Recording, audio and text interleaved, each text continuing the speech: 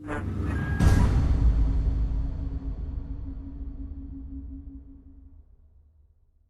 I first found out I was going to be, designing these new Defenders in this alternate universe where, Giant Man had been taken care of, let's just say, by Wolverine.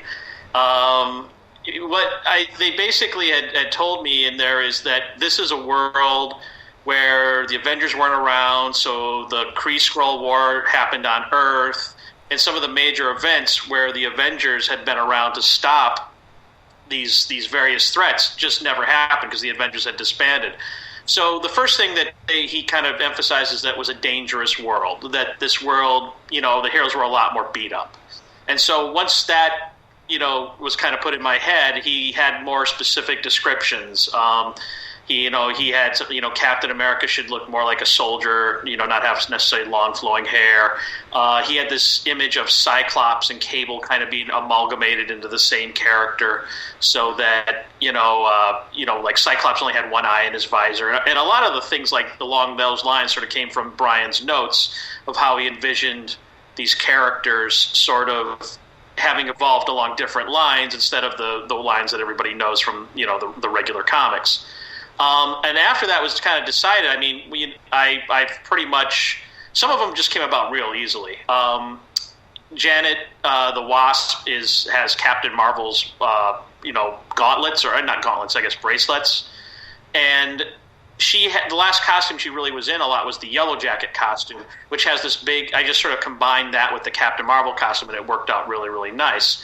Other characters, we just decided to go with the classic costumes that, that people had seen them before, because there was really maybe never a reason for them to change. Like Wolverine was wearing the orange and brown costume that most people are familiar with him, before the 90s. For Hulk and the Thing, they don't have much of a costume, so we had to show that these two characters had been kind of roughed up, and that's where I came up with the idea with the Hulk, just showing, since they're fighting a lot of magical creatures, and just showing like half of them having maybe been scarred by magical fire. But I had a lot of fun with the Thing. I just said, well, maybe he just has like big divotty craters that they blasted out of him, and it didn't quite heal right. That would be like what the Thing's scars would kind of look like, almost like the moon, have craters sort of in this rocky surface. And Doctor Strange, I gave a few extra little magical mementos, like instead of just the eye of, I don't even know how to pronounce it, but in his cape and things like that, I gave him a magical belt and another set of magical bracers and stuff.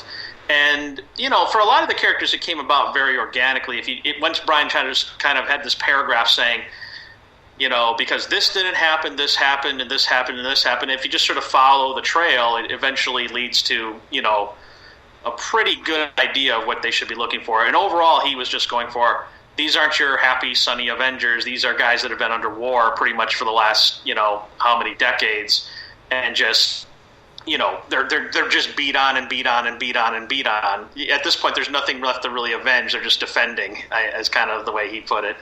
So I kind of went along those lines.